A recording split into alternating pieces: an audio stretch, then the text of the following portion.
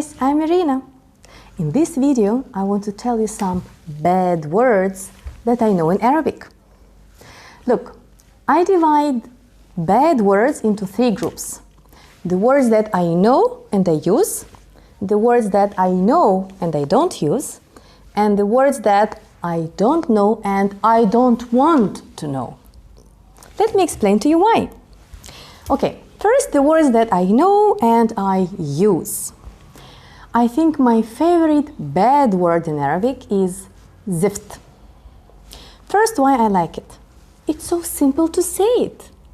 It doesn't need any special sounds that you have in Arabic language somewhere in the throat that I always cannot pronounce. It's just so simple. Zift.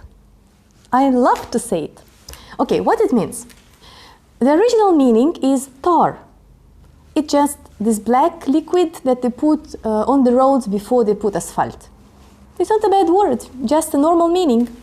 But when people get annoyed and they want to say that something is bad, they use this zift, like something is bad, okay?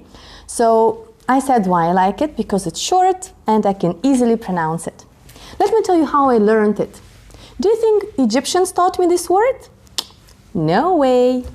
My British friend many years ago, when she talked about her manager, is obviously she didn't like him, she kept saying, Mr. Zift, Mr. Zift, Mr. Zift. I thought it was his name. So thank God I didn't know her manager and I didn't call him, hello, Mr. Zift. Can you imagine that? Thank God it didn't happen.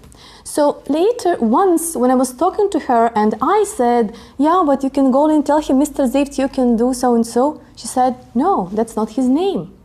And then, maybe like after a month or 2 of me thinking that Mr. Zift was the name, she explained to me actually that Zift Egyptians use as a bad word. So I learned it from the British friend. All right.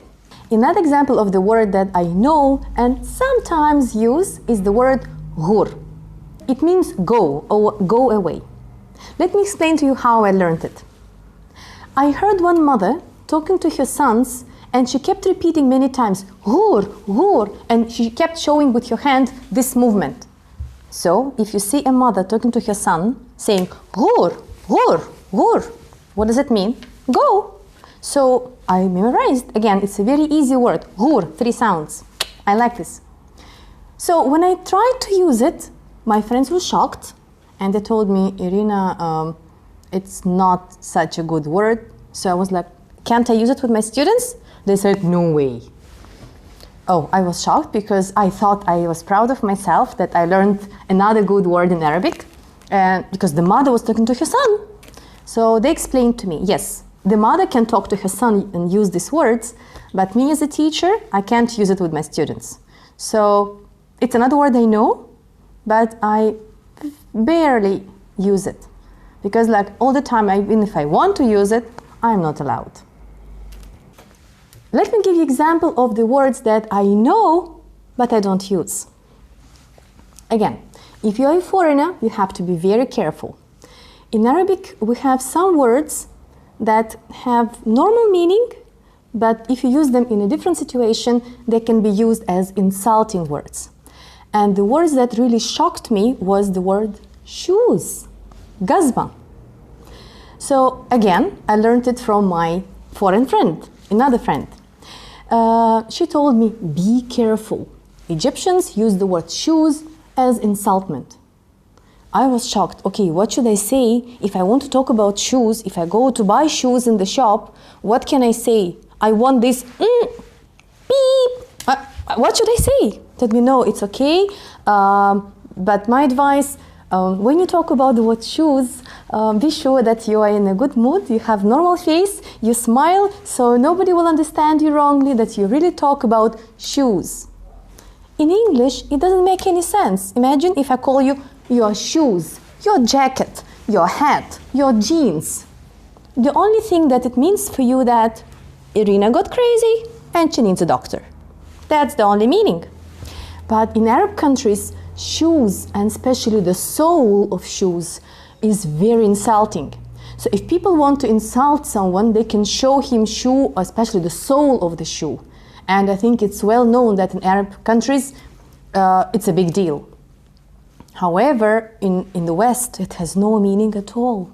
So be careful. If you come from the West to Egypt, be sure that your soul is not seen by anyone, because people may see it as kind of disrespect, and you will not even know that. So if someone is really annoyed, they can call each other by this sentence that you are shoes. They say like that. Honestly, I can't use this word as a bad word. I don't like it. So this word for me, it's for group number 2. I know that they can use it as a bad word, but I never use it. Another example from the same group, but I think it's very similar to English, Russian, and Arabic. I think it's somehow the same. People call each other by names of the animals, like donkeys, dogs. I think in many cultures, people use the names of these animals to insult each other. So here, nothing new. Now, I want to tell you about the words that I don't know and I don't want to know. Let me explain to you what I mean. In all the languages, there are some really dirty, insulting words. These are the words that I honestly don't know in Arabic. And let me explain to you why I don't want to know. Example. Once I was driving and a tuk-tuk driver blocked my way. When I sounded the horn, showing him that I wanted my way, he shouted something to me. And then he left. My mood was absolutely fine. I have no clue what he shouted. I continued driving. My son blushed. Told me, Mama, the man said really, really bad words to you. My son couldn't even repeat what the man said in English or in Arabic. It was that bad. Thank God. I didn't know these bad words, and I don't know them till now. So the result is, I'm not upset. When you don't know the bad words, even if someone tells them to you, you don't understand. So your life is great, your mood is good, and you keep living a normal life without having a bad day.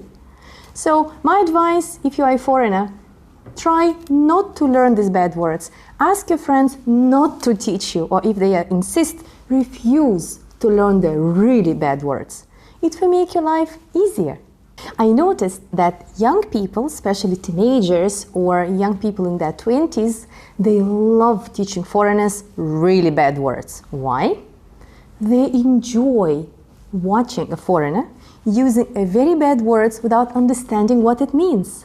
So when a foreigner talks to someone in the street and he uses a really insulting word, thinking that it means, for example, thank you, such teenagers are dying laughing. I saw with my own eyes that happened to Russia.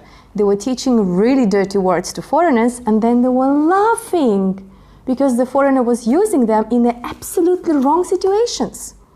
So I don't want to repeat this mistake.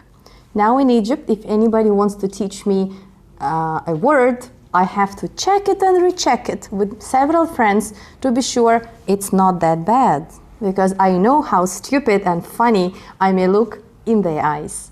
So be careful, especially with young people. Hi, my students, I know you love doing that. What about you? Have you had any experience learning bad words in a foreign language? How was that? Please leave your comments down. It will be very nice to exchange our experience. That's it for today. Thank you for watching. See you soon. Bye.